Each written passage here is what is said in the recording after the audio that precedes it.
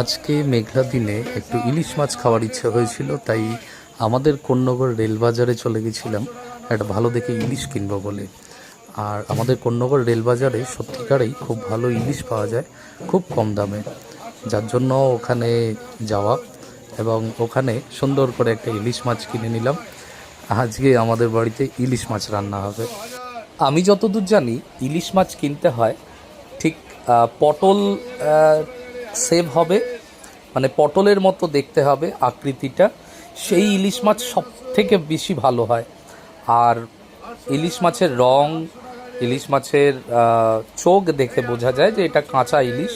এখন তো বর্তমানে যা ইলিশ বাজারে ওঠে সবই স্টোরেজ করা, মানে 1 বছরের পুরনো ইলিশ, সেগুলো খেতে অত ভালো হয় না। কাঁচা ইলিশ সত্যি খেতে খুব ভালো লাগে, যার জন্য আজকে একটু লোভে পড়েই বাজারে চলে এলাম, আমাদের কোন্নগরের রেল বাজারে।